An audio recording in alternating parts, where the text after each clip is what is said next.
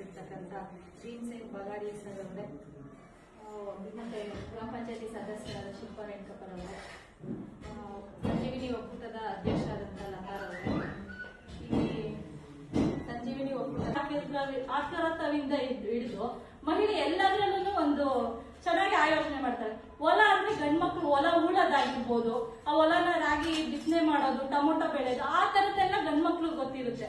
ಅಂದ್ರೆ ಅಲ್ಲಿ ಮನೇಲಿ ಹೇಳ್ತಾ ಇದ್ದಿದ್ದು ಹೆಣ್ಮಕ್ಳಿದ್ದ ಮನೆ ಚಂದ, ಗಂಡ್ಮಕ್ಳಿದ್ದ ಹೊಲ ಚಂದ ಅಂತ ಅವಾಗ ಹಿಂದಿನ ಕಾಲದಲ್ಲಿ ಒಂದು ಗಾದೆ ಮಾತನ್ನ ಹೇಳ್ತಾ ಇದ್ರು.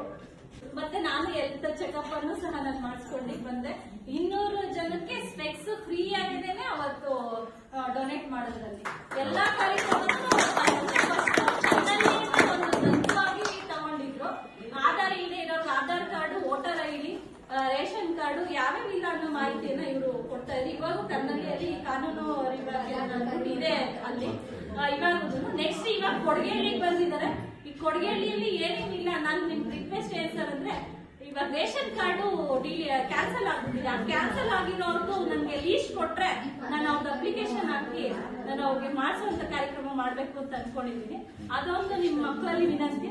ಯಾರ್ಯಾರು ಕ್ಯಾನ್ಸಲ್ ಆಗಿದೆ ಅವ್ರದೆಲ್ಲ ನೀವು ಒಂದು ಲೀಸ್ಟ್ ಮಾಡಿದ್ರೆ ಅವ್ರಿಗೆ ಬೇಕಾದ್ರೆ ನಾವು ಸರ್ವೆ ಮಾಡಿ ಯಾರ್ಯಾರು ಕ್ಯಾನ್ಸಲ್ ಆಗಿದೆ ಅವ್ರ ಫುಲ್ ಡೀಟೇಲ್ಸ್ ತಗೊಂಡ್ರೆ ನಾನು ತಹಸೀಲ್ದಾರ್ಗೆ ಅಪ್ಲಿಕೇಶನ್ ಹಾಕಿ ಫುಡ್ ಡಿಪಾರ್ಟ್ಮೆಂಟ್ ಇಂದ ಅವ್ರು ವೆರಿಫೈಗೆ ಬರ್ತಾರೆ.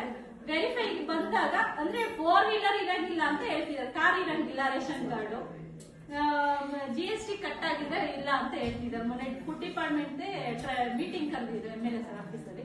ಆ ಸಂದರ್ಭದಲ್ಲಿ ಹೇಳಿದ್ರು ಸಾಯಂಕಾಲ ಹಾಕಿ ಯಾರ್ಯಾರು ಕ್ಯಾನ್ಸಲ್ ಆಗಿದೆ ಫಸ್ಟ್ ಅಪ್ಲಿಕೇಶನ್ ಹಾಕಿ ನಾನು ಅಲ್ಲಿ ಫಾಲೋ ಅಪ್ ಮಾಡಿ ನಾನು ಮಾಡಿಸ್ತೀನಿ ಅಂತ ಹೇಳಿದ್ರೆ ಅದೊಂದು ನಿಮ್ ಕಡೆಯಿಂದ ನಾನು ಸಹಾಯನ ಕೇಳ್ತೀನಿ. ಬೇಡ, ಅವ್ರು ಎಷ್ಟು ಕೊಡ್ತಾರೋ ಅಷ್ಟಕ್ಕೆ ನಾವು ಆಸೆ ಪಡೋಣ.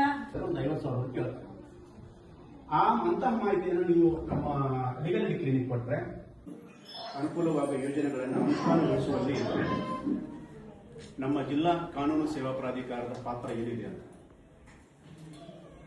ತಮ್ಮೆಲ್ಲರಿಗೂ ಗೊತ್ತಿರಬಹುದು.